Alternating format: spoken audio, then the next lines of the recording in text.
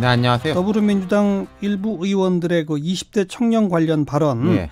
홍영표 원내대표가 사과까지 했네요. 네, 근데 이게 좀 여진이 계속되는 분위기예요. 예. 오늘 아침에 당 최고위원 회의에서 홍영표 원내대표가 요즘 며칠간 20대 청년과 관련해 우리 당 의원들의 복수죠. 그러니까요. 발언이 논란이 됐다. 원내대표로서 깊은 유감을 표명하고 머리 숙여 사죄의 말씀을 드린다.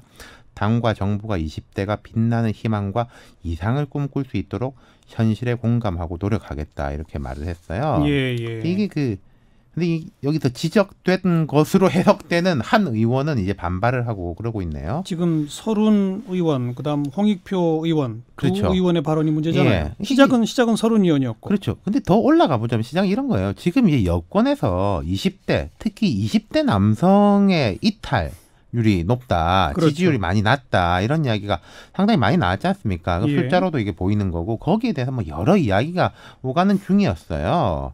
그런데 이제 서른 최고위원이 지난주에 그러니까 21일에 폴리뉴스하고 인터뷰에서 20대가 전 정부에서 제대로 교육을 받지 못했다 이렇게 말을 했어요. 그랬죠. 네.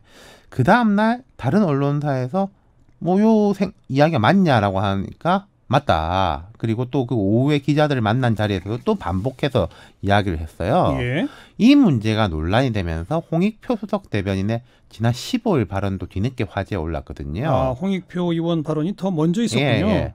토론에서 한 이야기인데 그때 홍 대변인은 지난 정권에서 1960년대, 70년대 박정희 시대를 방불케 하는 반공교육으로 아이들에게 적대감을 심어줬다. 그래서 20대가 가장 보수적이다. 예. 이런 취지의 발언을 했단 말이죠. 그러니까 더불어민주당 지지율 하락, 뭐 보수화의 이유가 지난 정권의 교육 때문이다. 이건 맥락이 같네요. 그렇죠. 그래가지고 이제 대한 반발이 매우 거셌고 그래서 이제 홍영표 원내대표가 사과를 한 거죠. 예, 그런데요.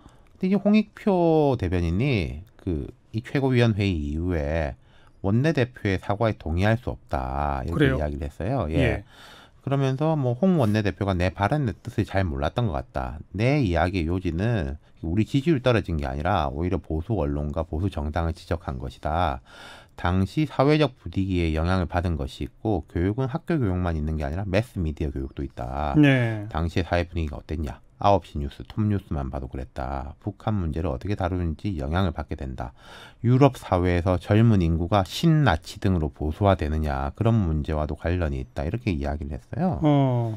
그러니까 그게 홍 원내대표 사과와 상관없는 건가요? 그러니까 홍익표 대변인의 주장에 따르면은 서른 의원은 지지율 하락과 교육의 상관관계를 이야기한 것이고 그러니까 본인은 보수화와 교육의 상관관계를 분석한 것이라서 다르다. 뭐 일부 언론이 이렇게 오도했다. 예. 이런 이야기인데 전 뭐 잘 모르겠습니다. 큰 맥락에서는 같아 보이기도 하는데. 비슷해 보이기도 하네요. 거기다가 이제 뭐 유럽 사회 신나치 이런 이야기는 잘 모르겠어요. 유럽에서 교육 때문에 그렇게 된 건지 이건 오히려 이렇게 해석할 수는 있죠. 뭐 세계화의 부작용, 경제 침체, 기존 정치 세력의 무능력 뭐 이런 거하고 연결해서 해석을 많이 하지 않습니까? 맞아요. 그럼 지금 우리 분위기하고도 연결되는 면이 있겠지만은 그게 이제 전 정부의 교육이나 매스미디어하고는 무슨 상관인지 잘 모르겠네요. 근데 어쨌든 이런 얘기들이 지금 왜 나왔을까요?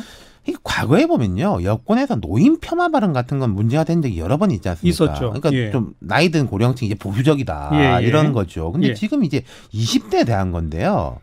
일단 여당 인사들 중에 상당수는 저도 이야기를 해보면은 왜 젊은이들이 우리를 지지하지 않지?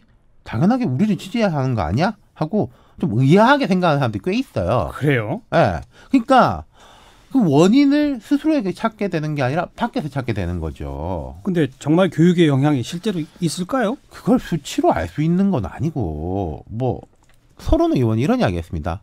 나는 그 유신 이전에 교육을 받아가지고 철저한 민주주의 교육을 받았는데 지금 다르다. 근데 서른 의원이 53년생이고 72년에 이제 고등학교를 졸업하셨어요. 예. 근데 홍익표 의원은 70년대 같은 반공교육 때문에 문제가 됐다 이러니까 60까지 포함시켰죠. 그렇죠. 거기는. 그러니까 이게 충돌이 나는 것이고 네. 이런 예는 들고 싶어요. 지난 정권에서 보수층 사이에서 이런 말 정말 많았지 않습니까? 정교조 좌파 교육 때문에 10대들 좌경화됐다. 그랬었죠. 예, 억지로 이제 국정 교과서 같은 거 시도하다가 분란이 일어났지 않습니까? 예. 보면은 이 10대, 20대는 그대로 같은 사람인데 해석만 정반대인 거예요. 예. 이게 이상하죠.